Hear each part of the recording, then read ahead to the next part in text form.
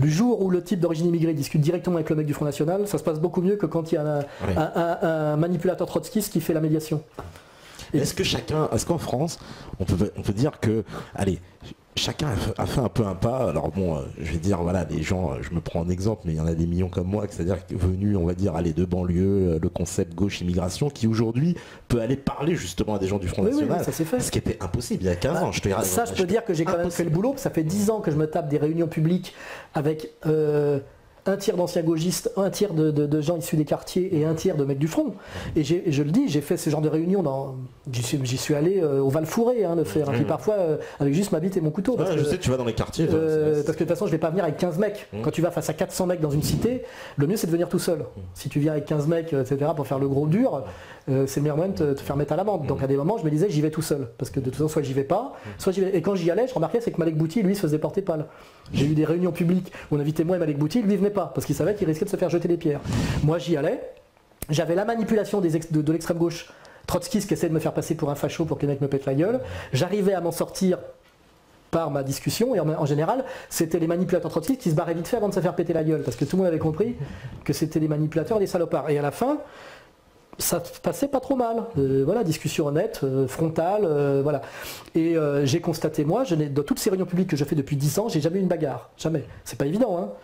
Quand tu fais venir des gens comme ça, etc., avec des manipulateurs, des trucs, des gens un peu excités, des gens un peu désespérés aussi, il y a de tout, ça pourrait partir en cacahuète. Alors c'est ça qui me donne de l'espoir, c'est que ça se passe toujours bien. Les types du Front National disent « Ouais, mais enfin, si tous les mecs de quartier étaient comme toi, il n'y aurait pas de problème. » Puis les mecs vont se dire « Ah bah, si tous les mecs du Front National étaient comme toi, il n'y aurait pas de problème. » Et en fait, je dis « Bah, finalement, il est où le problème ?»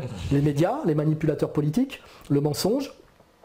Alors, à un moment donné, il y a moyen de se sortir par le haut d'une merde qui a été créée par les loges, le patronat et le tout-puissant lobby sioniste. C'est eux qui ont créé cette merde. Bouygues, le Grand Orient et le lobby sioniste. C'est clair, c'est vérifiable historiquement. Ils ont organisé l'immigration et la non-intégration des immigrés. Ça a été leur jeu systématique depuis les années 70. Depuis que De Gaulle a plus contrôlé la situation. De Gaulle faisait très attention à tout ça. Une fois que De Gaulle a été viré, par qui tu sais, aussi pareil, tout est parti en sucette. Et je pense que là, on est passé de l'autre côté du point culminant. Maintenant, il y a des jeunes des quartiers qui ont atteint une autonomie en termes de destin et en termes de culture. Ils vont chercher du Soral s'ils veulent, mais ils vont chercher autre chose. Et moi, c'est ce que je leur dis. Je leur dis, soyez autonomes. Je ne les ai pas dit de me suivre. Je dis, écoutez, et SOS Racisme, et moi, et ceci et cela. Et avec le recul historique que vous avez, l'exemple des grands frères, etc., parce que ça fait un moment que ça dure, tout ça, vous allez finir par, à mon avis, arriver à des conclusions qui ne sont pas très loin des miennes. Et voilà. Je vous laisse, on en reparle l'année prochaine, ou dans 2 ans, dans 3 ans. Je dis, ça fait depuis les premières réunions que j'ai fait comme ça, c'est en 2004, je crois. D'accord. Donc pour les gens qui veulent qui se demandent où est ma légitimité, c'est aussi 10 ans de terrain là, sur cette question-là. Tu vois. Rappelons-nous l'affaire Dieudonné. Ouais, c'est 2003. C'est 2003-2004, on est en 2014 quand même. Et j'étais en première ligne dès le départ. Voilà. C'est ça aussi, je veux dire, à des moments, quand je dis ouais, Soral, pourquoi il parle parce qu'il est sur le terrain et qu'il agit. Je veux dire, c'est tout. C'est ce que ceux qui veulent faire mieux et plus, quand il y a du danger, passent devant. Alors ça, ouais. Alors justement, en plus, j'ai envie de dire, justement, ce succès politique, tu vois, dans ta démarche, c'est aussi des fois ce que reprochent certains de tes adversaires qui disent oui, mais c'est pour engrainer, on va dire, toute cette jeunesse dans le vote Front National et...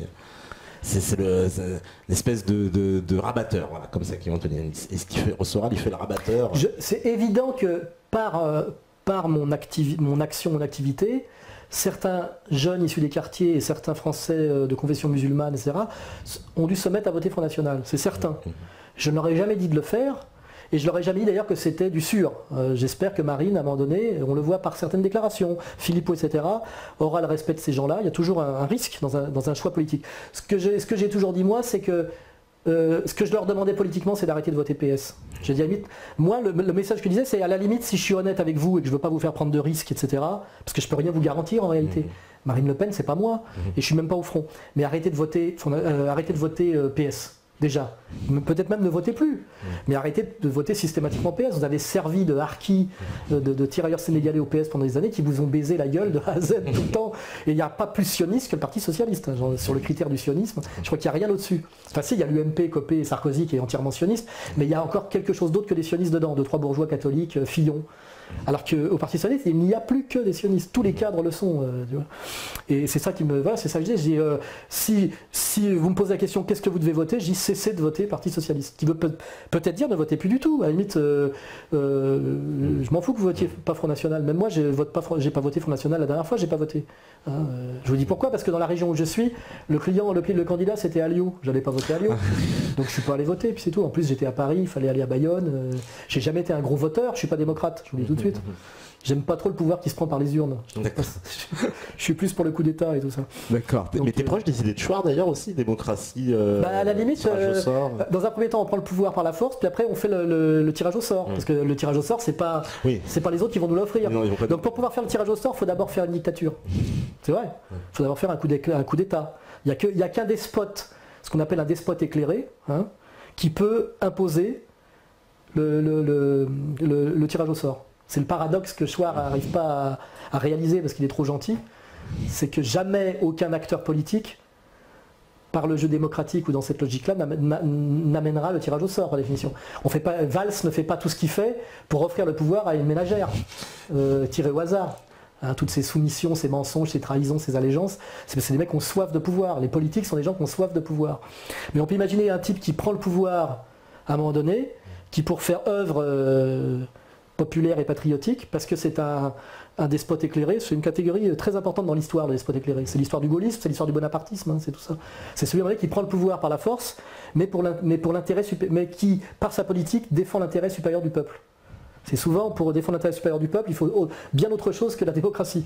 Il faut souvent un type qui prend le pouvoir de façon autoritaire. Chavez, c'est l'exemple parfait.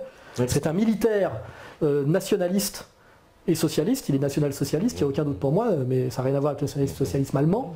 On n'est pas obligé d'être national-socialiste allemand. Et il a un pouvoir autoritaire, sinon il aurait été chassé du pouvoir, il est militaire, etc. Il monte des milices, il faut voir comment c'est fait, milices populaires, etc. Mais son engagement, c'est la défense de l'intérêt supérieur du peuple. Donc pour moi, quand les ennemis disent c'est un dictateur, non, c'est un despote éclairé. C'est une très belle catégorie de despote éclairé si on étudie l'histoire longue. C'est pratiquement eux qui ont fait tous les trucs bien. Par la démocratie, il n'est jamais rien arrivé de bien, je crois.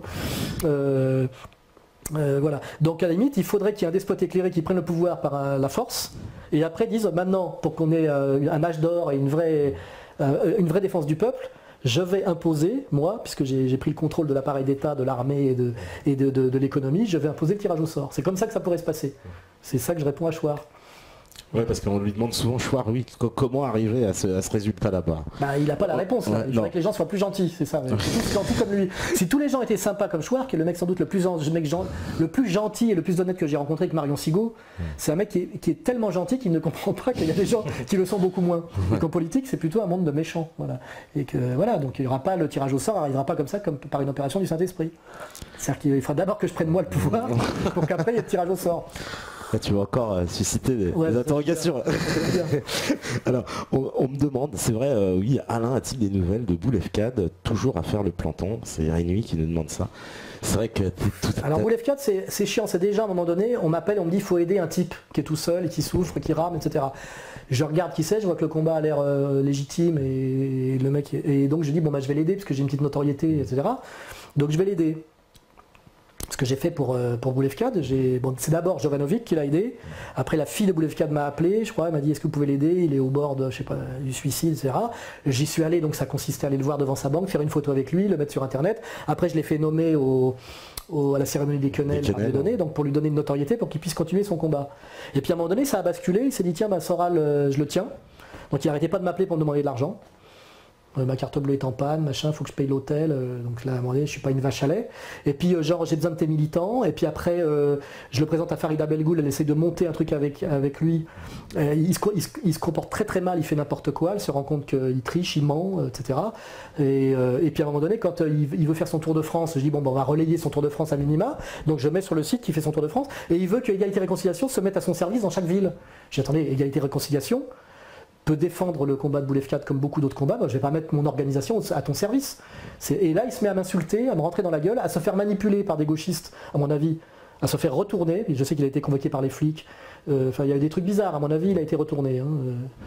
Et il se met à m'attaquer, à m'insulter, etc. Donc là, je dis, écoute, je coupe les ponts avec toi, et je dis à mes gars, aux dessections locales de l'Égalité et la Réconciliation, qui est une organisation, on ne s'intéresse plus à ce mec-là. Et du jour où on a cessé de le relayer, de s'y intéresser et de les soutenir, il est où maintenant?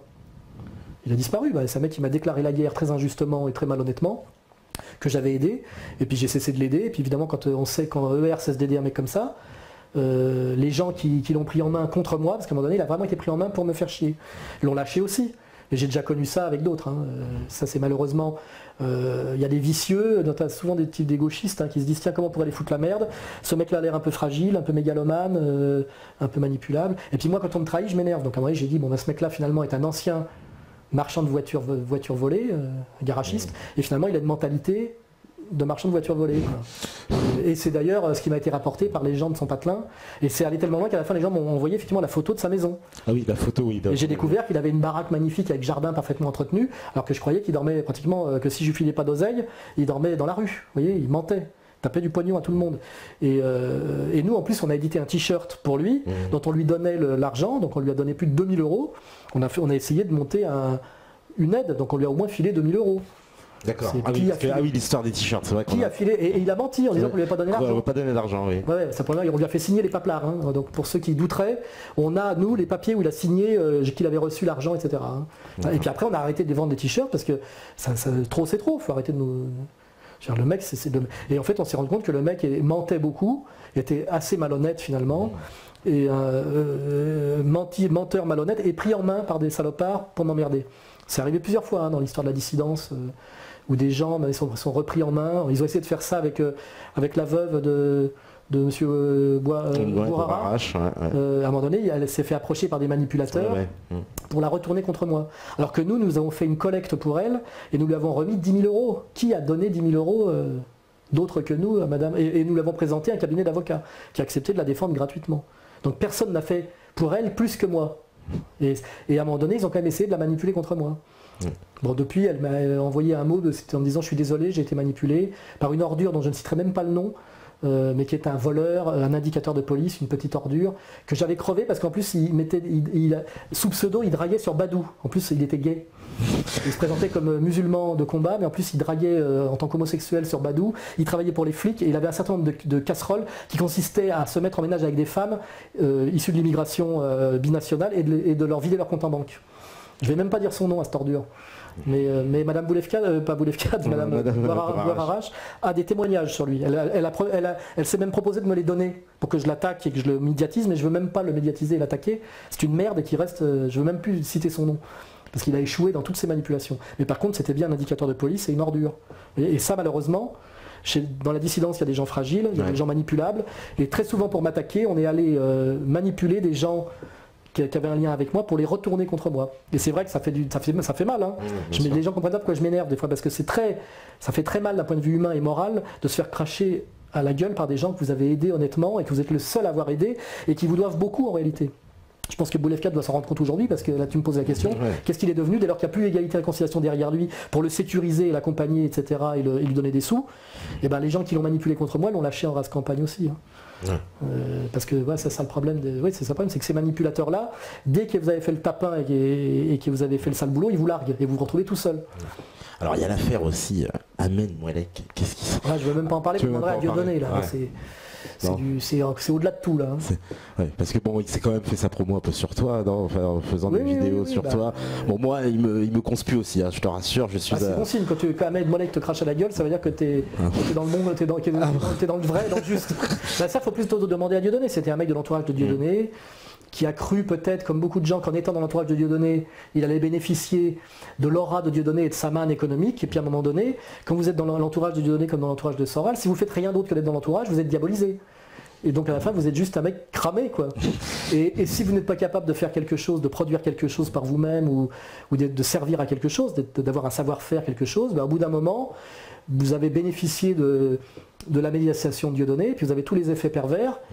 Et puis à un moment donné, le mec se dit merde, finalement, j'ai pas touché un rond. Bon, j'en sais rien, c'est pas moi qui dis, mais à la limite, pourquoi tu aurais touché un rond? T'as rien fait, tu sais rien faire, en gros. Et donc il se dit, qu'est-ce que je peux vendre maintenant? Parce que je ne veux pas travailler, je voudrais monétiser ma notoriété dans la dissidence, d'un des apôtres de Dieudonné. Et qu'est-ce qu'il fait à la fin? La trahison. Il vend finalement sa trahison. Parce qu'il faut qu'il vende quelque chose. Et même quand il va voir GSS, comment on peut c'est énorme. Les mecs qui font des listes de mecs à tabasser, lui il va les voir. Ouais. Non mais je ne conçois même pas comment moralement on peut arriver à un tel niveau de déchéance. À mon avis, il y a une dimension psychiatrique. Il faut vraiment que le mec soit tombé dans une dépression très très grave, on va l'excuser comme ça, pour devenir pratiquement fou, pour devenir une telle salope. Et en plus de se mettre en danger, parce que quand on fait ça, les sionistes ne se mettent pas à vous aimer, et puis vous mettez à dos toute la dissidence. Tous les dieudonistes s'en rallient, etc. Donc je ne sais pas comment il marche dans la rue. Hein. Il doit sortir la nuit et raser les murs, hein, parce que j'aimerais pas être dans sa peau et à sa place. Hein. On se souvient que comment Judas a terminé. Hein. Parce qu'il a donné une interview à Canal+ aussi, on m'a dit que ça va passer bientôt. Oui, parce qu'il voulait exister à tout prix. Le problème, ce que les gens ne comprennent pas, c'est que Dieudonné existe parce qu'il a un énorme talent, une énorme capacité de travail. Et moi j'existe non pas parce que je suis dans l'entourage de Dieudonné, ce qui n'est pas vrai, mais c'est parce que je suis écrivain, je produis Égalité Réconciliation, machin, les vidéos du mois, et que c'est un travail. Et que si on ne travaille pas et qu'on ne produit rien de qualité, ça va pas tomber automatiquement parce qu'on a la carte du club, hein, genre, parce que je suis dissident et hop, il y en a qui croient ça, parce qu'ils voient que Dieudonné ça fonctionne, que Soral ça fonctionne, donc c'est vrai qu'on dégénère de l'économie, etc. Mais c'est un travail énorme, et puis excuse-moi, un peu de talent, du travail et du talent. Et à un moment donné, quand tu travailles pas et que tu n'as pas de talent, mais que tu veux passer à la caisse, déjà c'est que tu n'as pas de moralité, c'est que tu as un défaut en toi, tu n'as pas compris que tu ne mérites. Il n'y a aucune raison que, tu vois. Et puis à un moment donné, le type bascule. Voilà. Et là, le Moilec, on était très étonnés qu'il bascule. Je le dis à l'antenne, ce qu'il faut le dire, c'est un type à qui on a filé de l'argent pendant longtemps, et puis pas Dieudo, moi. Nous, à ER, on l'a financé. On lui a filé un ordinateur, un scooter, et on l'a beaucoup aidé. On a même trouvé un stage pour son fils, nous, dans la boulangerie. Donc on l'a vraiment aidé parce qu'à l'époque il faisait La banlieue s'exprime et donc on voulait aider à développer ce truc qui s'appelait La banlieue s'exprime. Donc on l'aidait par tous les moyens. On le soutenait. Voilà. Quand on allait au restaurant, je payais pour lui parce que je sais qu'il n'avait pas d'argent. Mais pourquoi il s'est retourné comme ça d'un coup, il s'est passé quoi? Par amour déçu pour Dieudonné.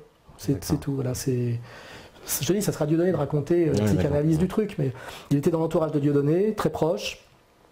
Et puis à un moment donné, il est parti, il s'est retrouvé tout seul, il a vu que personne ne lui courait après. Il n'a plus rien été du jour au lendemain qu'un type complètement cramé, puisqu'il était diabolisé. Il a ruminé, à produire une espèce de discours de haine et de ressentiment, comme une maîtresse, tu sais, une ancienne maîtresse qui écrit un bouquin, tu sais, la femme divorcée qui écrit que son ancien mari était une merde, une ordure, un enculé, mais elle l'a sucé pendant 20 ans. C'est un peu ça, moi, qui me jette dans ce genre d'histoire. Et alors, il a commencé par s'en prendre à moi, si tu regardes bien historiquement, parce qu'il n'osait pas s'en prendre à Dieudonné directement. Et moi, j'ai tout de suite vu qu'il s'en prenait à moi parce qu'il n'avait pas le courage de s'en prendre à Dieudonné. Et puis après, il s'en est finalement pris à Dieudonné aussi, en traitant de nègre, enfin, un truc délirant, quoi. Et il allait jusqu'à se tapiner pour les sionistes les plus durs, hein, pas... JSS News, c'est pas rien, hein. C'est des tabasseurs, hein. C'est ceux qui ont balancé la liste des mecs qui allaient passer à tabac. Hein. C'est presque là, il est passé de l'autre côté, quoi. Enfin, plus que de l'autre côté, parce que de l'autre côté, c'est les ennemis. Oui. Non, j'ai plus de respect pour le mec de JSS News, pratiquement, qui est un ennemi, que pour un traître. Le traître, c'est ce qu'il y a de pire. Hein. Mais bon, voilà, je veux dire, excuse-moi, mais c'est... j'aimerais pas être à sa place. Tu vois ce que je veux dire? Il y a une justice immanente. Hein. Ça ne va pas être drôle tous les jours pour lui. Il n'a pas aucun avenir. Il n'a aucun avenir, ce mec-là. Il ne sait rien faire. Il est prétentieux, paresseux, prétentieux, sans talent, haineux à un point psychiatrique. Et voilà, je veux dire qu'il porte sa croix maintenant jusqu'au bout. Hein. Voilà. Alors, parce que bon, il aura peut-être une petite interview à Canal+, mais c'est tout. Tout ça, c'est le petit moment de, tu sais, le petit moment télé, quoi. Et puis après, il sera juste le mec qui a trahi, puis c'est tout, quoi. Pas trop d'avenir pour Ahmed. Enfin, nous on l'avait invité, mais il a refusé. Comme quoi, vous voyez, Alain Soral, il a accepté, Ahmed Moilec, il a refusé. Non, ouais, moi, j'ai regardé sa première vidéo parce que j'étais étonné. Parce que c'est un ancien compagnon de combat, tu vois. Oui. Et puis vraiment, on a vécu des choses fortes, hein, la liste antisioniste, machin. Au début, vous étiez quand même, vous étiez un peu une petite équipe. Oui, on était les gens qui sommes partis dans l'aventure de la liste antisioniste. Oui. C'était du danger, du travail, de la souffrance, du combat. Donc on était des frères de combat. Donc normalement, une fois qu'il y a eu cette fraternité-là, tu te dis, il n'y a plus de... C'est pour la vie, tu vois. Même si on se perd de vue, etc. Tu vois. Et quand c'est arrivé, ce truc-là, je me suis dit... que s'est-il passé? Je te dis, j'ai... Alors il y a l'affaire des millions, mais c'est ça, c'est quoi cette affaire? Parce que ça, c'est un mensonge. Parce qu'il dit ça. C'est très bien que c'est un mensonge. Je suis un peu comme Krasuki, moi j'ai beaucoup de mal avec les chiffres, les anciens francs, les nouveaux francs, les euros. Donc souvent je fourche. Et en fait, un jour dans une interview, tu sais, dans une vidéo, j'ai dit en gros, on aurait pu pas, la politique c'est de l'argent, et il faudrait qu'on n'aurait pas pu faire la liste antisioniste. C'est une seule liste, c'est pas 7. C'est une seule, sans l'argent iranien. Quand j'ai l'argent iranien, c'était un raccourci parce qu'en fait, c'était, comme il s'appelle, celui qui avait fait la liste avec nous, qui venait de nulle part, chacun a pu le constater, qui était le leader du parti antisioniste. Yahya Gouasmi. Yahya Gouasmi, voilà, bon, c'est sûr que si Yahya Gouasmi s'est retrouvé assis entre moi et Dieudonné Hamamé, c'est que c'est lui qui a porté les sous.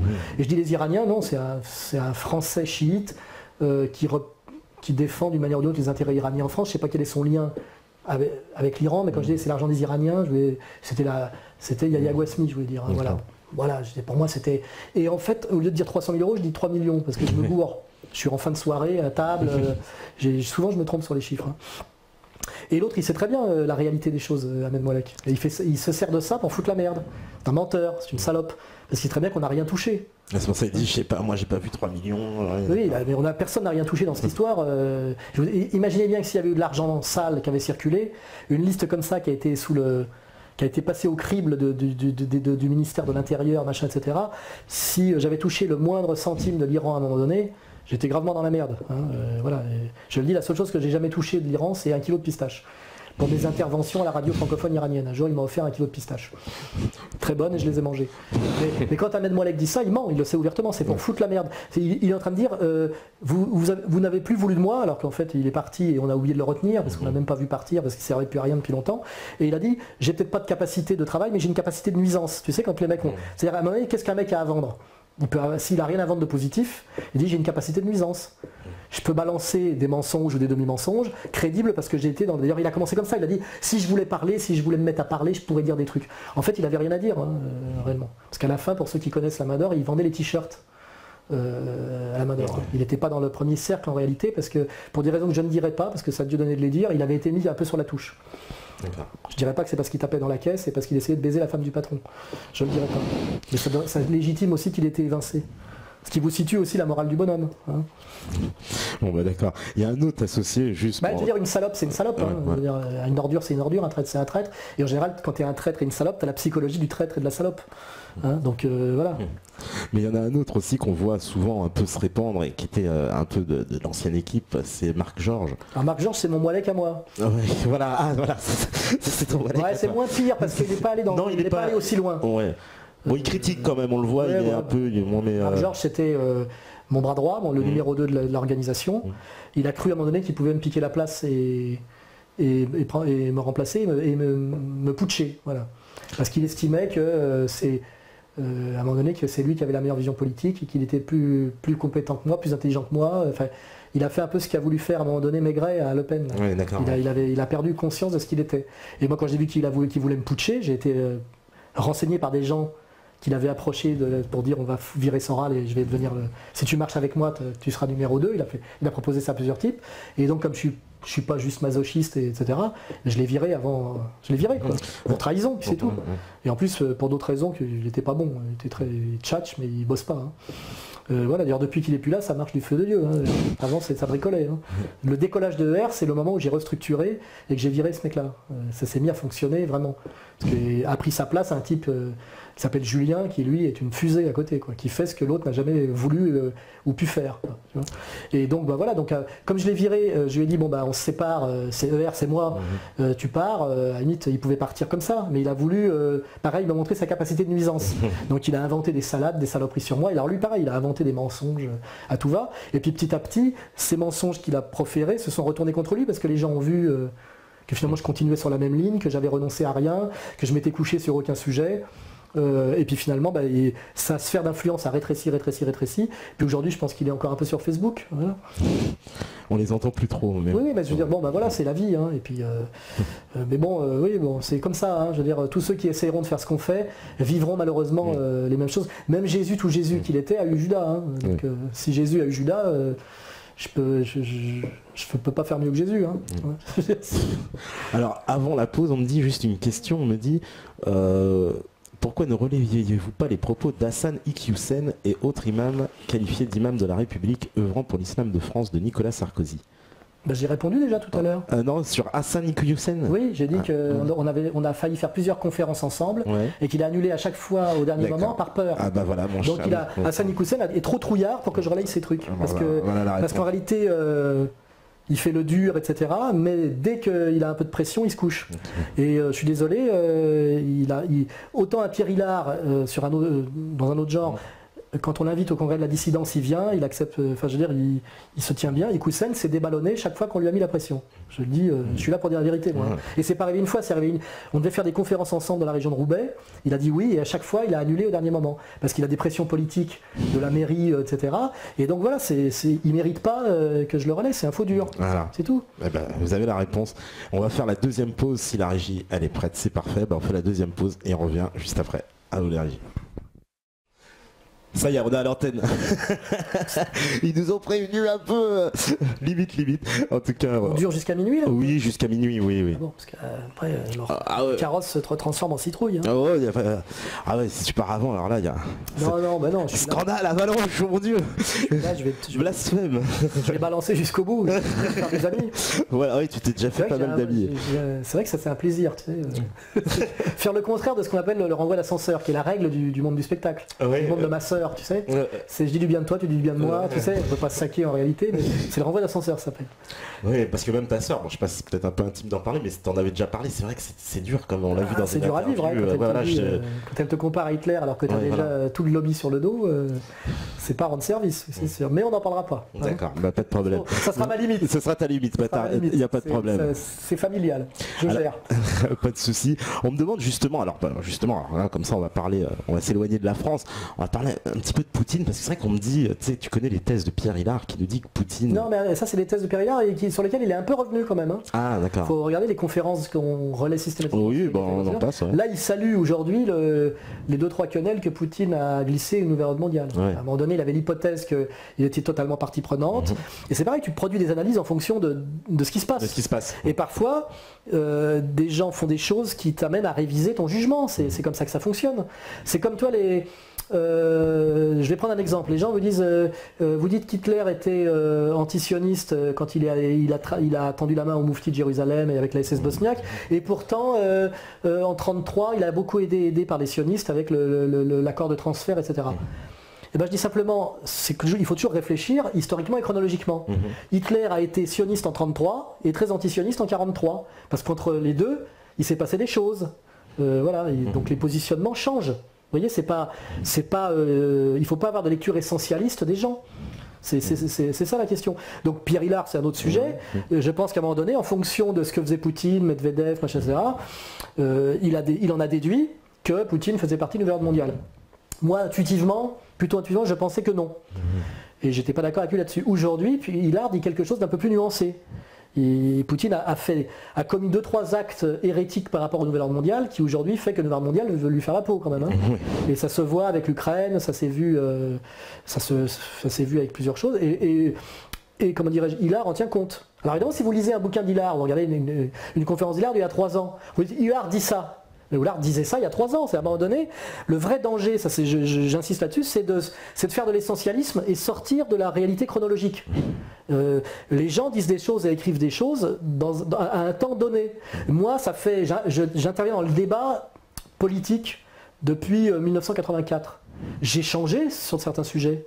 J'ai évolué. J'ai évolué parce que la situation a changé, puis aussi parce que j'ai un peu changé. J'étais beaucoup plus progressiste et de gauche il y a 20 ans, et je suis plus traditionnaliste et perplexe sur la gauche aujourd'hui.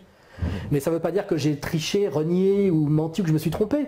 C'est que j'ai évolué dans un monde qui lui-même a évolué. Ce qui s'est passé depuis les années 80, des années 80 jusqu'à aujourd'hui, a contribué à disqualifier beaucoup plus la gauche qu'il y a 30 ans. Il est beaucoup plus difficile d'être de gauche aujourd'hui compte tenu de ce que la gauche officielle a fait depuis 30 ans qu'il y a 30 ans. Et pareil pour toi, tu as pu être honnêtement à SOS Racisme dans les années 85. Aujourd'hui, si tu étais encore à SOS Racisme, tu serais Sopo. Voilà, Sopo. Je ne vais pas parler de Sopo, mais c'est une merde. Tu vois ce que je veux dire? Voilà. Et donc, je ne vais pas te dire, mais dis donc, tu étais à SOS Racisme, tu y es plus, tu as trahi, ou tu as menti, ou tu as retourné ta veste. C'est la phrase, tu as retourné ta veste. Non, tu as grandi, tu as évolué dans un monde qui lui-même a bougé. Donc, tu bouges dans un monde qui bouge. Et tu essaies quoi? De maintenir tes positions éthiques en réalité. C'est-à-dire que pour ne pas changer sur certains fondamentaux moraux, tu es obligé de toi-même de changer dans un monde qui change. C'est-à-dire que pour rester le même, tu dois bouger. C'est un peu ça la réalité. Et ça a toujours été comme ça. De Gaulle, pour rester à la limite gaulliste, il a gardé sa vision de la France, a été obligé en 40 de travailler pour les Américains et avec les Anglais, et à partir de 58 de travailler contre les Américains et contre les Anglais. Pour maintenir l'idée qui se faisait de la France et l'idée qui se faisait de l'intérêt supérieur de la France. C'est un bon exemple aussi. Et les gens qui disent ouais, De Gaulle est une salope, c'est un traître ou ceci, cela, non. Il s'est dit Pétain c'est pas gagnable, il faut sauver la France en mettant un pied dans l'anti-hitlérisme. Et sans De Gaulle, je le dis, la France aurait été partagée comme l'Allemagne a été partagée en 1945. Il y aurait eu une partie de la France qui serait passée sous tutorat anglais. On aurait exactement subi le même sort que l'Allemagne nazie, qui a eu la séparation de l'Allemagne de l'Ouest et de l'Allemagne de l'Est. Et c'est grâce à De Gaulle qu'on a pu écrire le roman national et produire cette mythologie de la France résistante, qui fait qu'on a été, grâce à De Gaulle, parmi les vainqueurs, et non pas parmi les vaincus. Donc De Gaulle, finalement, nous a sauvé la mise, quelque part, en jouant la carte anglo-américaine, mais parce qu'il a sauvé la mise de la France. Sinon la France, effectivement, disparaissait de son pétainisme. Donc il a bien joué d'une certaine manière. Il n'a pas cru à la victoire possible d'Hitler, il avait sans doute raison. Et l'histoire lui a donné raison. Et quand il revient en 1958, il fait autre chose. Donc c'est ça la vraie analyse, c'est que De Gaulle a une idée permanente de la France et de l'intérêt supérieur de la France, ce qui le conduit en 1940 à prendre des positions anti-pétainistes et donc pro-anglo-américaines, mais par contre à partir de 1958 quand il revient, et sans doute d'ailleurs avec l'aide des Anglais et des Américains, a pour l'intérêt supérieur de la France progressivement chassé les Américains. Oui, parce qu'il revient avec l'aide des Américains, apparemment le coup d'État. Mais il les chasse parce qu'en fait, ce qui garde présent à l'esprit toujours, c'est l'intérêt supérieur de la France tel qu'il la conçoit, évidemment, tel qu'il la conçoit. Et c'est comme ça qu'il faut comprendre la trajectoire d'un homme qui se bat, qui existe dans le débat d'idées, dans une vie qui est une trajectoire qui fait des décennies et des décennies. Et de même, Le Pen a pu être un peu reaganien à l'époque, où le communisme tenait le haut du pavé, où le marxisme tenait le haut du pavé dans l'université, dans le monde des idées. Donc il était très anti-marxiste, très anti-communiste. À partir de l'effondrement de l'URSS et de la mise sur la touche de Marchais, etc., où le PCF s'effondre, le PCF était l'ennemi juré du Front National. Si vous regardez bien les débats à l'époque à la télé, ceux qui rentraient dans la gueule du Front National, c'était le PC. À un moment donné, quand le PC s'est effondré, vous verrez que Le Pen, son combat n'a plus été un combat contre les ouvriers communistes, et que même les ouvriers communistes se sont mis à voter Front National. Bon, cette digression, c'est pour vous dire voilà, que c'est pas tu penses ci, tu penses ça, t'as trahi, t'as tourné ta veste, etc. C'est que les choses changent. Et les gens changent. Et ce qui est intéressant à essayer de vérifier, le vrai critère, c'est est-ce que les gens ont gardé leur même positionnement moral par rapport à tout ça, ou est-ce qu'ils ont trahi totalement? C'est ça que je me dis moi. Et c'est plutôt comme ça qu'il faut voir. Hein. C'est est-ce que les mecs ont gardé une même droiture? Je pense par exemple que Dieudonné, qui a été très proche des SOS Racisme à une époque, et qui aujourd'hui est le parrain de la fille de Le Pen, a changé totalement de positionnement politique pour rester au même niveau d'intégrité. C'est ça qu'il faut voir. Il est resté fidèle à quelque chose d'identifiable, une certaine pureté, un certain engagement, une certaine radicalité, etc. etc. En réalité, Dieudonné a changé du tout au tout dans ses alliances politiques pour rester fidèle à son idéal. C'est ça l'analyse logique. Il n'est pas traître. Hein, voilà. Valls, je dirais pas la même chose. Si, je dirais la même chose de Valls d'ailleurs. Valls a été pro-palestinien quand il était maire d'Evry, et il est sioniste pour devenir Premier ministre. Il est malhonnête dans les deux cas. Je pense qu'il n'est pas plus sioniste aujourd'hui que pro-palestinien à l'époque. Il va dans le sens du vent pour avancer dans sa carrière politique. Donc il était pro-palestinien pour des raisons totalement de salope, dégueulasse, hein, d'intérêt politicien, sans aucune conviction profonde, et aujourd'hui sioniste à peu près de la même manière. Voilà, donc on peut dire la même chose. Donc en fait, il n'a pas bougé. Ça reste une salope de politique professionnelle sans aucun fond, sans aucune âme et sans aucune autre croyance que l'arrivisme intégral. Voilà. Donc voilà. Je ne sais plus quelle était la question, mais la digression est importante. C'était sur Poutine d'ailleurs. Oui, sur Poutine et Hillard. Voilà. Donc moi, je crois que Poutine est arrivé. C'est un ancien cadre de l'URSS et du KGB, qui à un moment donné a vu quelque chose qui l'a forcément beaucoup fait souffrir, qui est l'effondrement de l'ex-URSS sous Eltsine. Eltsine est un traître total. Hein. Gorbatchev est, on va dire, un imbécile, un naïf ou un imbécile, et Eltsine est un traître. Et je pense que c'est ce qui a marqué Poutine, et Poutine, son but, c'est de remonter la Russie de sa jeunesse et de sa fierté.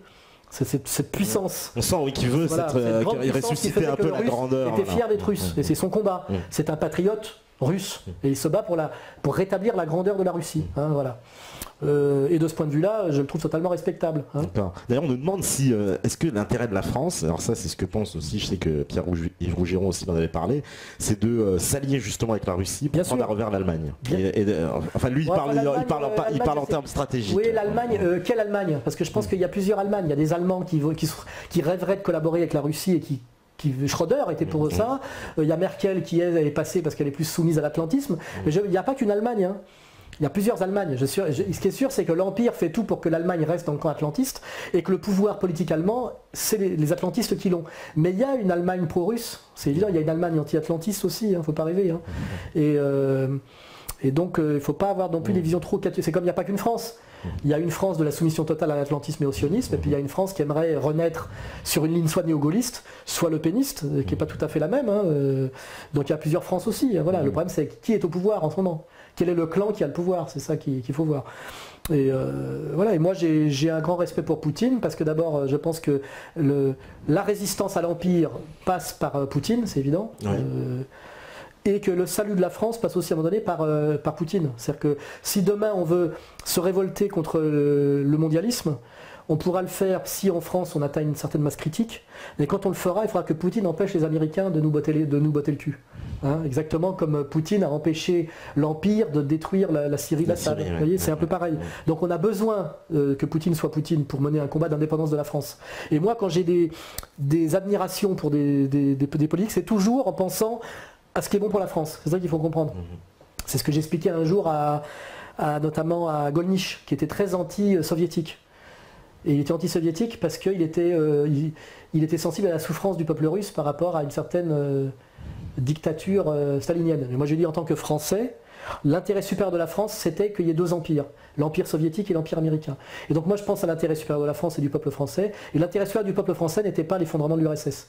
L'effondrement de l'URSS a créé un monde unipolaire américain, et qui nous a fait perdre tout notre précaré que nous pouvions garder à l'époque, où il y avait la stratégie du nini, c'est-à-dire que les Russes et les Américains se tenaient en chien de faïence sur certains sujets, l'Afrique, le Moyen-Orient, et laissaient la France exister encore là-bas. Du jour où l'URSS est tombé, les Américains nous ont chassés de partout. Et donc j'ai expliqué à Golnisch qu'en tant que patriote français, on devait être pro-soviétique, parce que je n'aime pas un Français qui se soucie de l'intérêt supérieur du peuple russe.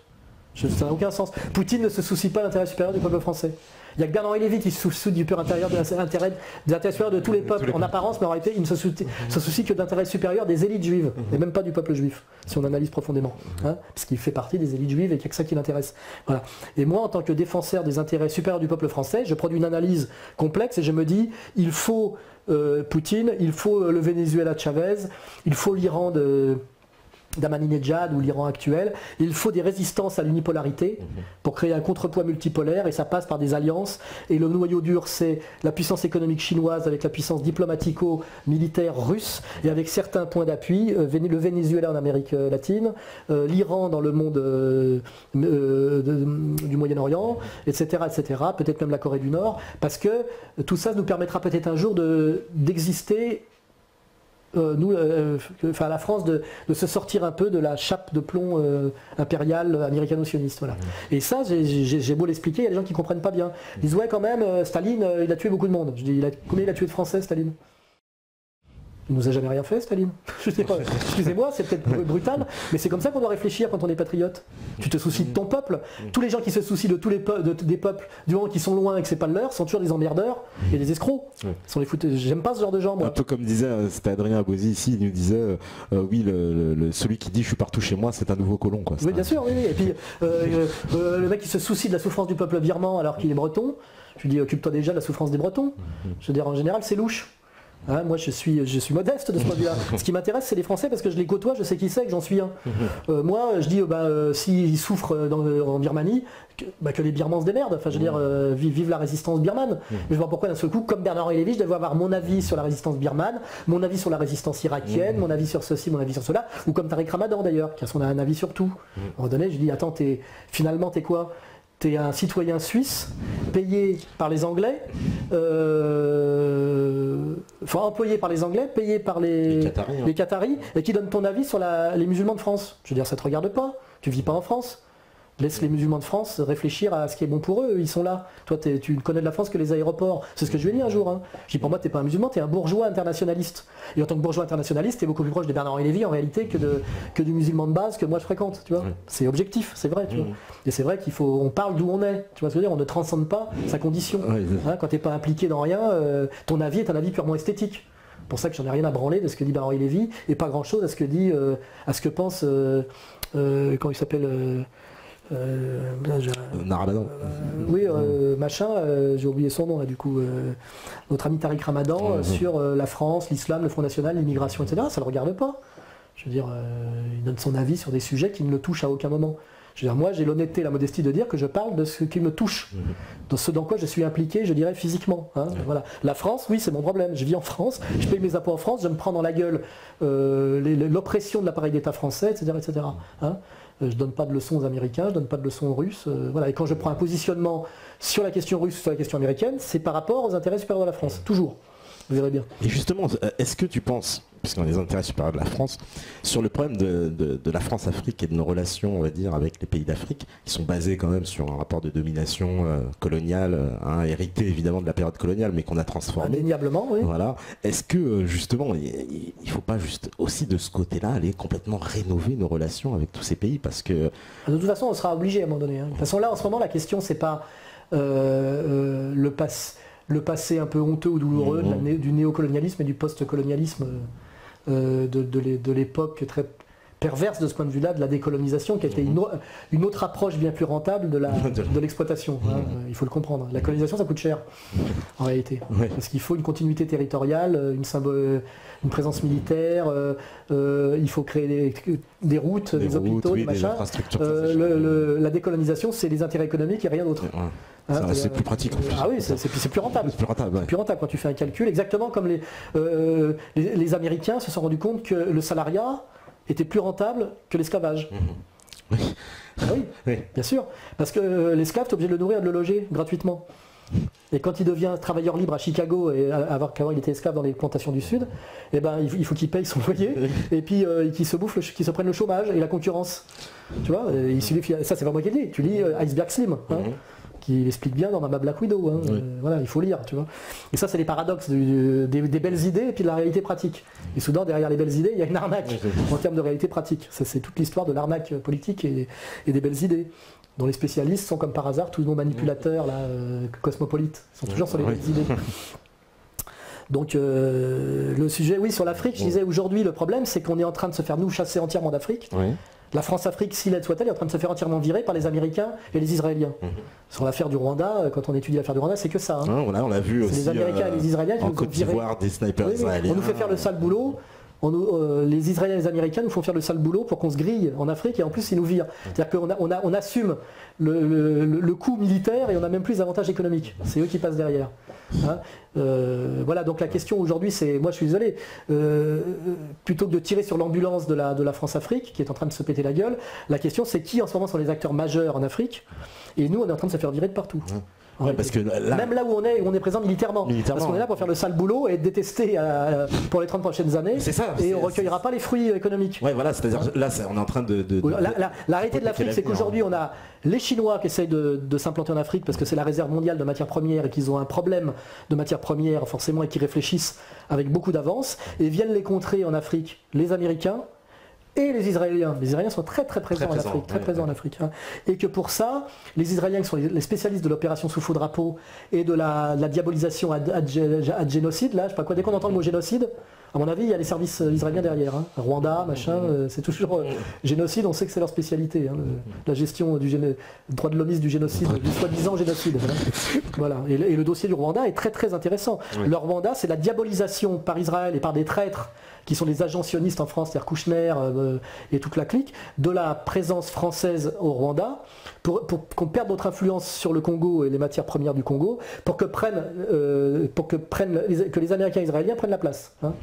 Voilà, c'est ça. Et puis au passage, virer les Chinois, quoi. Oui, et puis empêcher les Chinois, évidemment. Donc nous, aujourd'hui, en Afrique, on a un rôle résiduel. Alors les gens certains peuvent dire c'est bien fait pour votre gueule, machin, c'est la justice immanente, tout ce que vous voulez. Voilà, bon, c'est un empire. La France est une ancienne puissance majeure en déclin, et aujourd'hui, elle se prend dans la gueule tout ce qu'un ancien cador se prend dans la gueule quand il vieillit. C'est un peu la métaphore de l'ancien champion qui à la fin se fait boxer par tout le monde, ou de l'ancien chef de la mafia vieillissant qui à la fin se fait flinguer par un petit jeune qui monte. C'est-à-dire qu'aujourd'hui, c'est pas très difficile de s'essuyer les pieds sur la gueule de la France post-coloniale. Elle est vraiment en voie d'effondrement. Et notamment aussi par des trahisons internes. C'est qu'aujourd'hui, l'appareil d'État français n'est plus au service de la France et de la plus grande France. C'est au service de la liquidation de la France. Donc on n'a même pas besoin des critiques d'extrême gauche ou de gens issus de l'immigration. On a de toute façon, au sommet de l'appareil d'État français, des traîtres qui travaillent pour la dislocation finale et le démantèlement final de notre ancien empire. Hein, voilà. Donc je vois pas pourquoi je m'acharnerais. Hein. Pas la peine. Kouchner le fait très bien, Fabius le fait très bien, Hollande le fait très bien. Parce que l'intérêt supérieur de la France, ce serait de lier des liens. C'est la francophonie, voilà, c'est le rapport Nord-Sud rénové. Voilà, c'est plus Gbagbo que Ouattara dans l'absolu. Oui, bien évidemment. Oui. Et on a joué quand même Ouattara. On a joué. Oui. Comme au Rwanda, on a joué Kagame, qui est un agent américain, une ordure et un génocideur de première, et qui n'a fait que nous cracher la gueule contre les doigts, alors que l'intervention française a été un peu dans le but de s'interposer pour empêcher le massacre. Hein. Massacre provoqué par les Israéliens.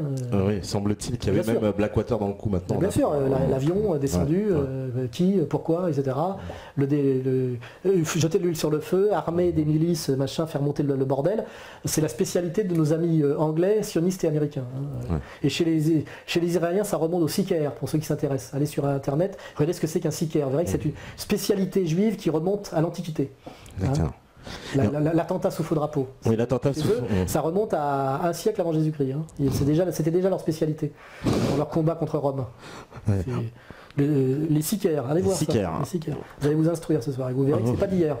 On me parle aussi de l'Algérie. On me dit, c'est vrai que les troupes algériennes sont attendues, je crois, pour défiler. C'est très mauvais signe, je l'avais dit il y a quelques années. Quand on invite un type en général au défi du 14 juillet en France, c'est qu'il va tomber bientôt. C'est pour le flinguer, voilà, c'est ce que les gens m'ont dit. Mais Kadhafi, Assad, et là une présence algérienne, ça veut dire que c'est peut-être le prochain sur la liste.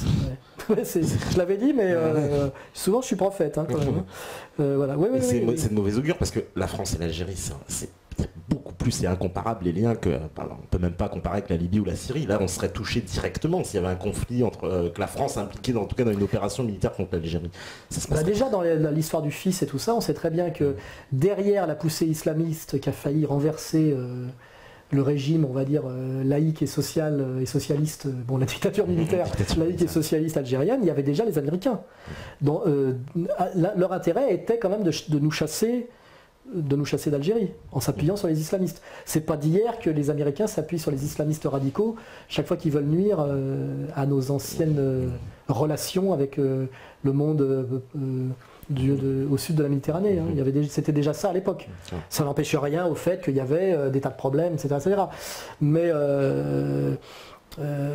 quand effectivement, au sommet de l'appareil d'État français, il n'y a que des traites qui travaillent pour les intérêts américains et israéliens, et qu'on sait que la nation algérienne est encore une nation qui fonctionne sur l'ancien logiciel du nationalisme post-colonial, et que ce logiciel-là, le nouvel ordre mondial n'en veut pas, et dézingue en général tous les pays qui sont encore sur ce logiciel nationaliste arabe. Là, on voit, sans dette aussi, il faut le préciser. Oui, avec des fonds souverains et sans dette, bien sûr. Oui, il n'y a que 7 pays au monde, je crois, qui n'ont pas de dette. Et comme par hasard, ils sont tous sur la liste des États voyous et des ennemis et l'axe du mal. Il est évident que l'Algérie, malgré tous ses défauts, est un pays un peu atypique et issu d'une époque qui est en voie d'éradication par rapport au nouvel ordre mondial, qui est un nouvel ordre mondial. Et que le pouvoir algérien, très perfide et très vicieux, essaye de survivre par tous les moyens, par des accointances, des allégeances croisées, des manipulations. C'est un régime qui ne met pas tous ses billes dans le même panier. Hein. C'est pas simple. Hein, c'est pour ça que moi je ramène pas trop ma fraise sur le régime algérien, parce que c'est pas simple. Hein. Il bouffe à tous les râteliers, il joue tout le monde contre tout le monde, avec et contre tout le monde, les Français, les Américains, contre et avec les Marocains quand ça les arrange, contre et avec les Tunisiens. Mais la France, elle serait vraiment déstabilisée quand même. Enfin, j'ose pas imaginer, je sais pas, une guerre autant Algérie, enfin avec la France. C'est pour ça que quand il y a eu la guerre civile en Algérie dans les années 90, la France a fait un gros boulot pour sauver le régime algérien, c'est vrai, parce que c'était très dangereux pour la France, ce basculement, bien sûr, oui. Voilà, ça il faut en tenir compte. C'est pour ça que la France a armé, a aidé militairement et à crédit l'Algérie à l'époque, parce que le régime algérien qui tombait, c'était aussi très dommageable à la France. Hein. La France avait des intérêts là-dedans, évidemment. Oui. Ouais, beaucoup plus. Mais ça, on a le recul aujourd'hui pour analyser tout ça. À l'époque, c'était compliqué de comprendre tout ça. Moi, je me suis scandalisé à l'époque, je dois le dire, sans recul, quand le régime algérien a suspendu les élections démocratiques après le premier tour où le fils était arrivé. Je me suis scandalisé, j'ai trouvé ça scandaleux, etc. Puis aujourd'hui, je me dis, bon, avec le recul, ça peut se comprendre. Voilà. D'accord. Bah écoute, pour finir, je voulais parler un peu de Bras d'honneur, peut-être. Oui, Bras d'honneur. Oui, Bras d'honneur, quand même, qu'on en parle un peu. Alors, Bras d'honneur, c'est quoi? C'est un label, c'est ça? Bras d'honneur, c'est un label culturel qui est proche de... Enfin, il y a réconciliation, il y a contre-culture, là aujourd'hui, il y a il y a un bras d'honneur, et c'est investir le champ culturel pour les gens de notre sensibilité, on va dire, avec l'idée que on a déjà fait un gros boulot sur le champ politique pur, on fait un boulot sur le champ culturel au sens strict avec contre-culture en faisant de l'édition et de la réédition, et dans une logique métapolitique, il n'y a pas de raison de laisser le champ culturel jeune, parce que c'est un énorme moyen de manipulation, la culture de jeunes, de laisser ça à Skyrock et à Canal+. Donc dans une logique comment dirais-je, de croissance, quoi, et ben à un moment donné, on crée effectivement un label culturel pur, et ça s'appelle Bras d'honneur, et c'est essentiellement musical au départ, mais ça peut être même plus que ça, parce qu'effectivement, notamment on voit qu'un des outils de, comment dirais-je, de communication, de propagande et de culture politique aujourd'hui au niveau de la jeunesse, c'est par exemple le rap. Donc moi je ne suis pas du tout passionné par le rap sur le plan musical, mais je reconnais que c'est un énorme vecteur politique auprès des jeunes. Donc plutôt que de laisser ça à Skyrock et aux amis de Joey Star, là aussi je ne vais pas tirer sur un corbillard, et parce qu'il y a une pression, il y a beaucoup de jeunes qui aiment le rap, qui s'intéressent à ce que je fais, etc. Et puis il y a une demande aussi de jeunes qui voudraient échapper à la tutelle Skyrock, etc. En sachant qui est Bélanger, ce que ça représente tout ça. Et ben on s'est dit par la force des choses, et parce que ça pousse par la base, et parce que c'est cohérent de le faire, on a fini par monter, c'est pas moi qui le monte directement, c'est Mathias Cardet et Stéphane Perron. J'ai fini par accompagner ce projet qui me semble totalement nécessaire et cohérent. Et donc ça démarre demain, là, fin du mois. C'est un site internet et une plateforme de musique. De musique, d'accord. Avec où on se sert de la technologie moderne, du téléchargement. Donc on va diffuser de la musique.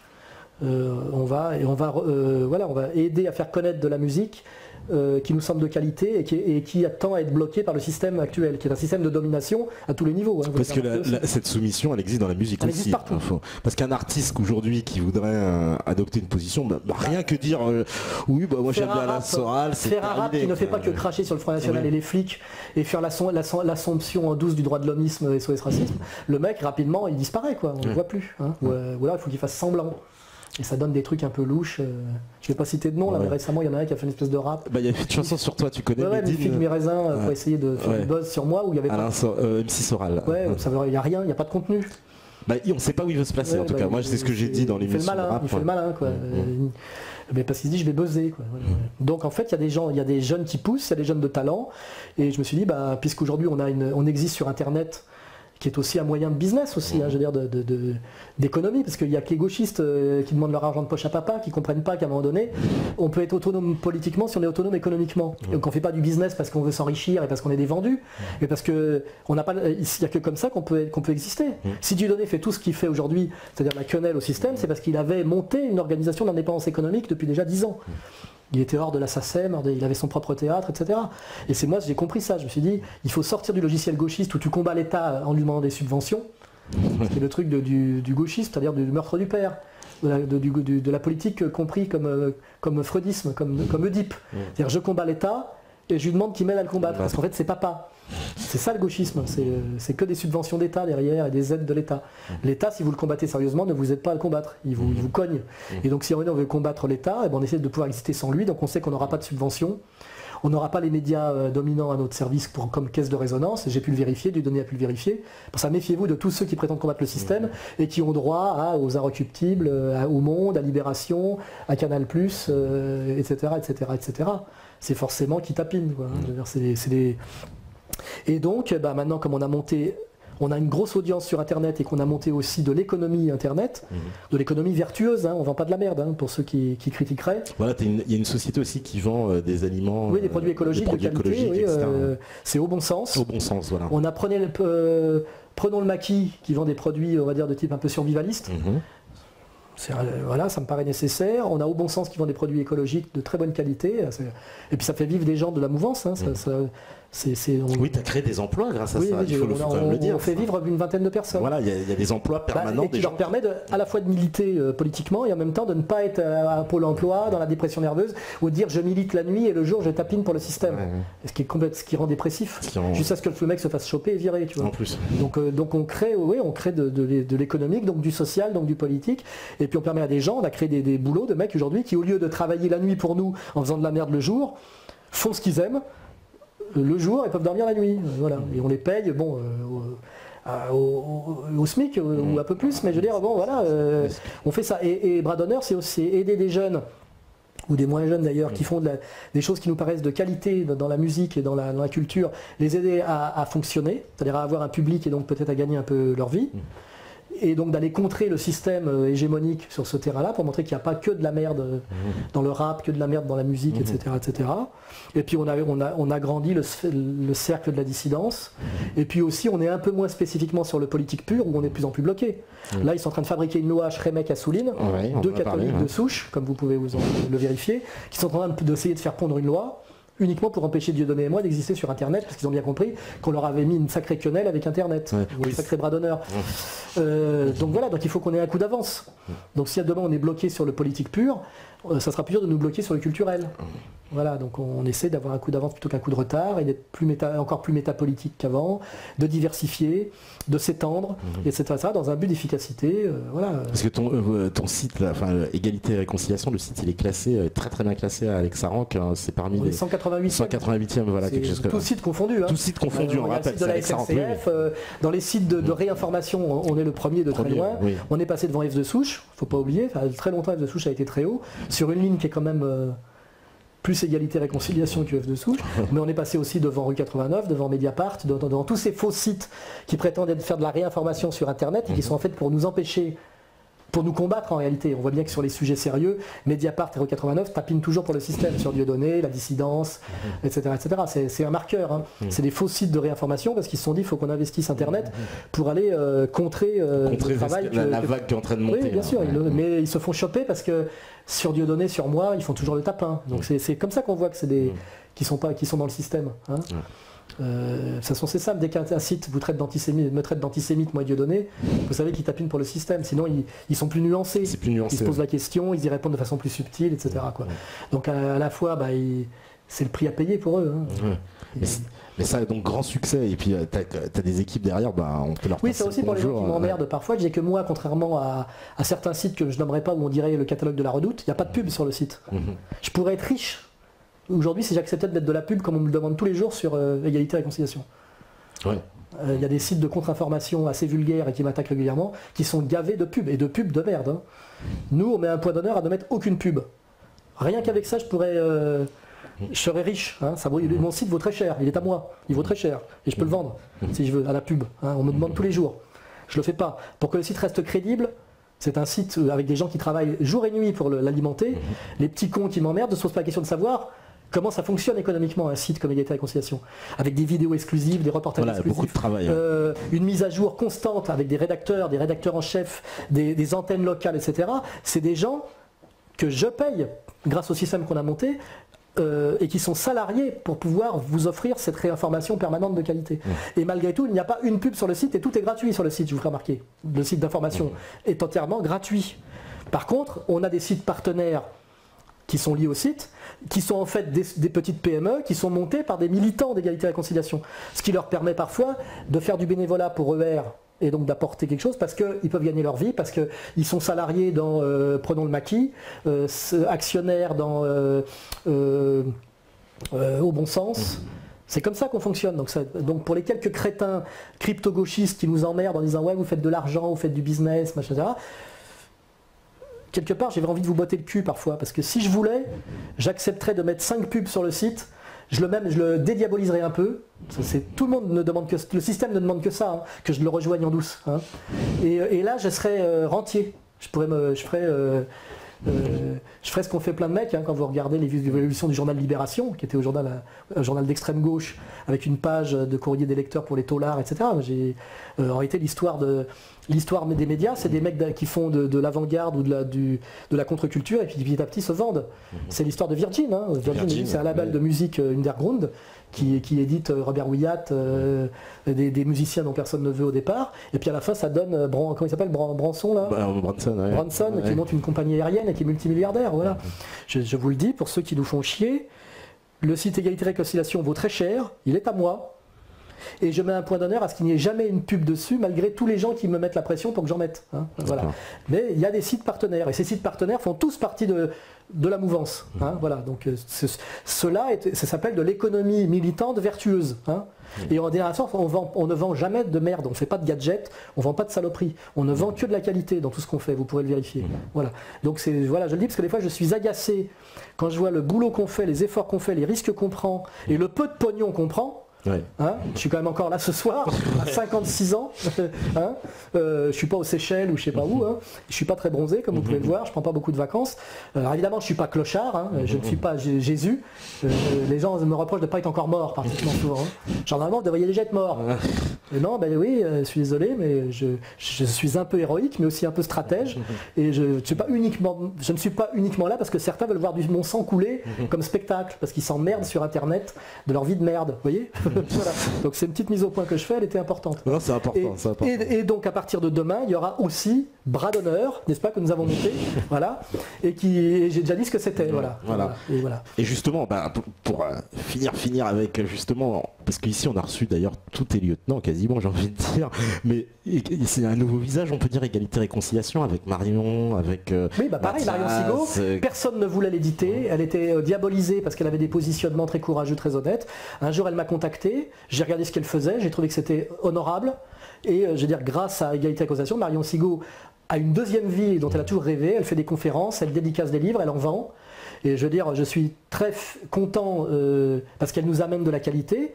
Et c'est ce qu'on appelle, c'est la mode, l'échange gagnant-gagnant. Oui. Je veux dire, tout ça est vertueux. Ça existe, des choses vertueuses. Je l'ai aidée, je l'aide, elle nous aide. Voilà. Farida Belgoul, pareil. Farida, je peux citer Nomade Patriote. Ce qui veut dire que je ne suis pas si, comment dirais-je, dictatorial, narcissique, mégalomane, autocrate que ça. Parce qu'avec égalité et réconciliation, aide beaucoup des gens à exister, et parfois à exister même en concurrence avec moi. Ouais, tu mets même, beaucoup de gens en avant. Quand je viens là ce soir, je me dis pas mais ta TV est un concurrent possible de ERTV. Je me dis, j'ai regardé ce que tu faisais au début, j'étais suspicieux parce que je me dis bon, on va voir si c'est pas du bidon, s'il n'est pas payé par le système. Après je vois que sur certaines positions, notamment le congrès de la dissidence, je vois que tu te tiens correctement. Je me dis il fait le boulot. Je vais lui filer un coup de main, même si des gens peuvent me dire ouais mais c'est des parts de marché qui va piquer à ER. Je ne fonctionne pas comme ça, voilà, c'est clair et net, voilà. Et c'est peut-être aussi pour ça que j'existe et que je dure.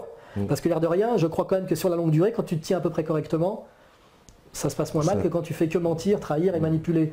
Les salopes là dont on a parlé tout à l'heure, ils n'ont pas un grand avenir. Donc c'est un message que j'envoie. Se tenir correctement, ça peut être rentable en dernière instance. C'est un peu le pari de Pascal, vous voyez. Oui, finalement, ça peut être une intelligence stratégique de se comporter correctement, de ne pas trahir, de ne pas mentir, vous voyez, de ne pas se coucher. Ça peut être même en dehors même du fait que tu te sens, tu peux regarder tes gosses dans les yeux sans trop te sentir mal. Je sais pas comment d'autres font. Hein. En plus, même à long terme, c'est peut-être même une bonne stratégie. Ça permet de durer, voilà. J'envoie le message pour certains qui seraient tentés par la voie facile, la voie du bas. La voie du haut, là, elle est peut-être plus dure, elle prend plus de temps, mais elle amène beaucoup plus haut. Voilà. Et elle amène à vivre des choses beaucoup plus passionnantes, intéressantes et valables. Hein, voilà. C'est pour ça que je ne fais pas mon âge, pour certains qui me le disent. C'est parce que j'ai une vie, il y a des gens qui sont détruits physiquement par toute la merde qu'ils bouffent et qui gardent en eux et qui relaient. Tu vois ce que je veux dire ? Moi je pense à la justice immanente. Hein, si je faisais pas ce que je fais, j'aurais peut-être déjà développé un cancer, comme d'autres qui sont entièrement sous médicaments.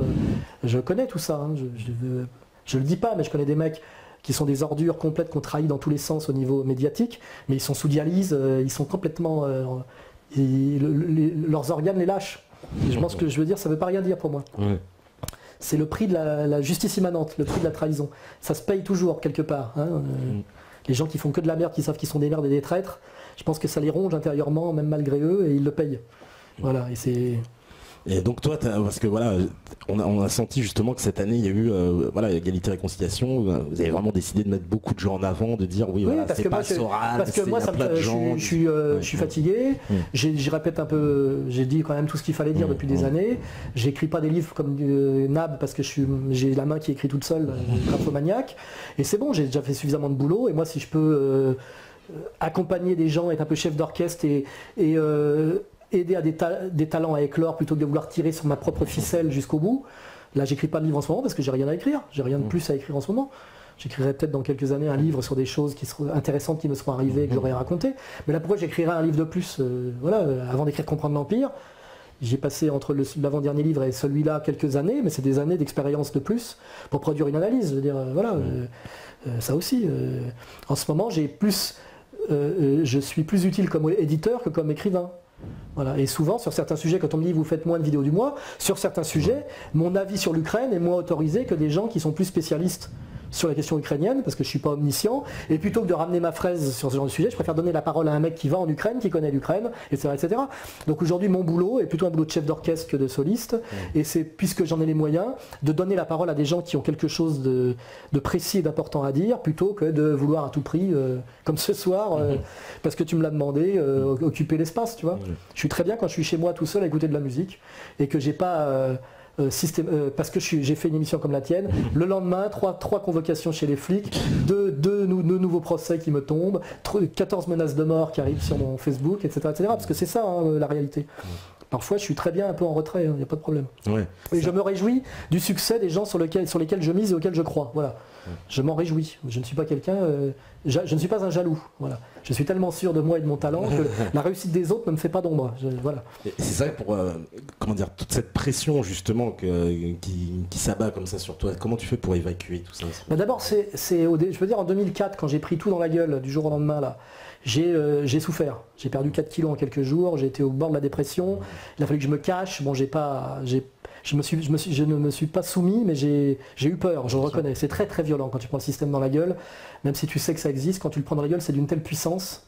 Le tout-puissant lobby sioniste est tellement puissant que tu es terrifié, un peu comme un être humain qui est courageux, mais d'un seul coup, il est face à un animal préhistorique qui fait 20 tonnes. Il se dit, je vais me faire massacrer. Et le truc, c'est bon, je vais me faire massacrer, mais je ne vais pas demander pardon, je ne vais pas me tourner. Tu sais, c'est comme un boxeur. En boxe, tu peux perdre seulement que tu ne te tournes pas. Tu vois ce que je veux dire? Tu ne dois jamais te présenter de dos. Et quand tu te fais dérouiller, tu fais ça, mais tu fais pas... tu vois, tu fais pas... tu fais ça et tu prends. Donc moi, à un moment donné, j'ai pris, j'ai ramassé, quoi. Mais j'ai pas trahi. C'est ça le truc, voilà. Et petit à petit, j'ai pris l'habitude de prendre des coups, d'être menacé, agressé, et l'homme s'habitue à tout.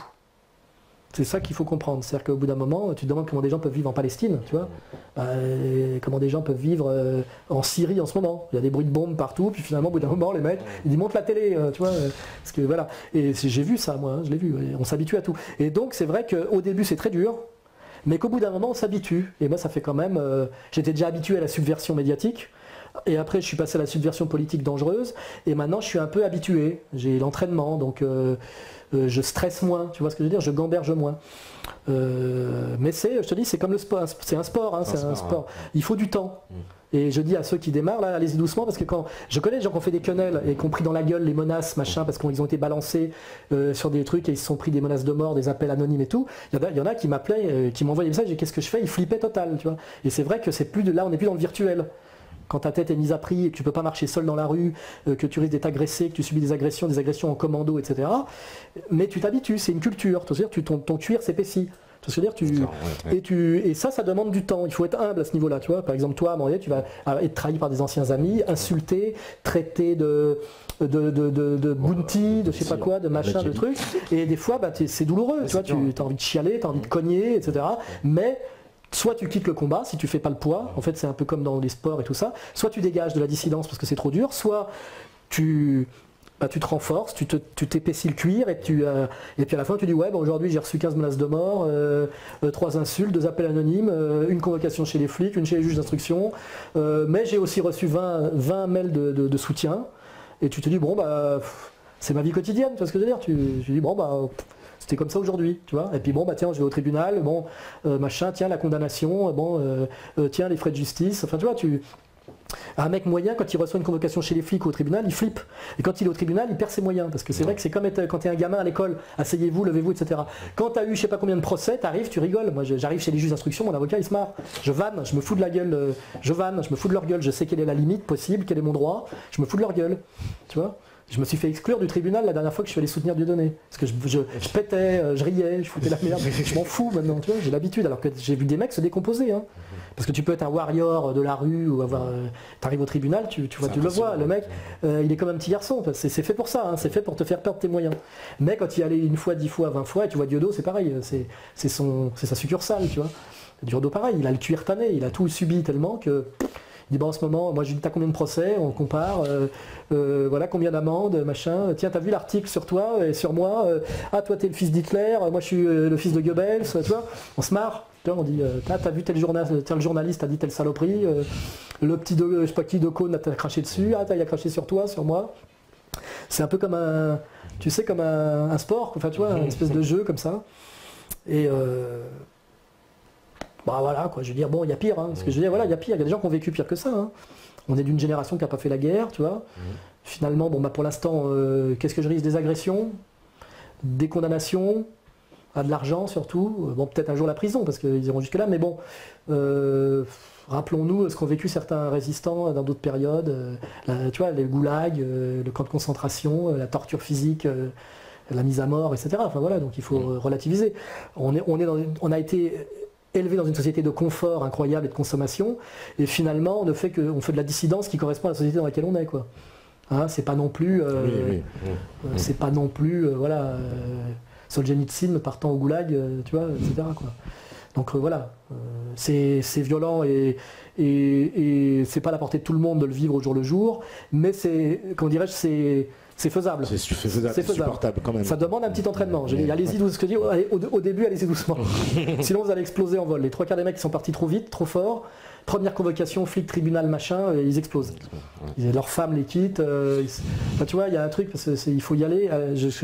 Step by step, hein. C'est comme un sport de haut niveau. Hein. Au début, vous faites combat challenge du premier round, hein, et puis après vous passez pro, et puis après vous commencez à aller au titre. Mais vouloir boxer, faire un championnat du monde alors que vous avez commencé la semaine dernière, c'est vous risquez la civière. Voilà. En tout cas, jolie métaphore. Bah, merci Alain d'être venu, hein, vraiment. Voilà. Ouais, on a fait le boulot là. Ah, on a fait le boulot là. Hein. Et puis je pense que les métanautes là sont heureux pour cette soirée, hein, parce que tu étais quand même, faut le dire, certainement la personnalité la plus demandée. Il n'y a pas, je crois, un soir où on me demande c'est quand que t'invites Alain Soral. Donc voilà. Bah non, mais j'ai fini par venir. Ouais. Voilà, bah, merci. J'ai mis un peu de temps parce que d'abord je peux pas dire oui à tout le monde. Hein. Oui, les gens sûr, maintenant ils se disent tiens on va dire inviter Soral, ça va nous faire le buzz, ça va nous booster. Je peux pas non plus aller faire spot publicitaire pour tous les mecs qui se lancent. Je suis pas débile non plus, tu vois. Les mecs ils disent j'ai un blog et ils sont 300. Je suis pas homme sandwich quand même, tu vois. Mais bon là je vois que tu as fait le boulot. Il y a un vrai travail, il y a une vraie respectabilité, il y a une qualité, il y a une constance. C'était mon devoir de venir aider parce que plus on est nombreux, plus on est fort. On n'est pas en concurrence, c'est ce que j'ai expliqué depuis le début. J'ai dit il faut qu'on soit le plus nombreux possible pour que l'ennemi soit un peu déstabilisé, pour que on sera plus fort chacun si on est nombreux, j'ai toujours dit. Parce que quand tu as 10 mecs qui sortent en même temps de la tranchée, c'est dur de les flinguer. Si on sort les uns après les autres, en disant c'est moi le cador, c'est moi le cador, le sniper il nous bute tous les uns après les autres. Donc on a intérêt à multiplier les dissidents, mais les dissidents de qualité. Je peux pas non plus filer un coup de main à n'importe quel guignol qui prétend à n'importe quoi. Il faut faire un peu ses preuves. Voilà. On finira là-dessus. Eh ben, écoute, merci. Allez, salut à toi. Alain, merci d'être venu. Merci à toute ton équipe aussi, à Égalité Réconciliation, puisqu'on travaille souvent avec eux. Et merci à vous tous sur le chat, hein, tous les métanautes habitués, tous les modérateurs. Et puis on verra les commentaires demain. Oui, voilà, oui, ça va s'analyser. Bon, il y a eu certainement quelques trollages, je l'imagine. Je m'en fais pas. D'ailleurs, on a notre record de 10 maths à Méta TV. Bah, tu vois, tu peux me dire, on a eu plus de. C'est ça qui fait chier. Ouais. C'est ça que j'adore, c'est les gens qui disent.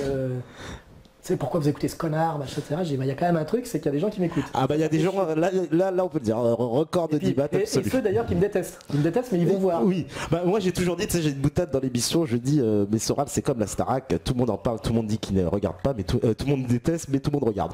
Ils nous disent, ils regardent tous, mais ils te disent, oui mais non, mais j'aime pas. Mais ils regardent toutes tes vidéos, je te le confirme, même tes plus grands pourfendeurs, ils me disent, oui non mais j'ai regardé la vidéo. Bon bah alors tout va bien. Continuons comme ça. Continuons comme ça.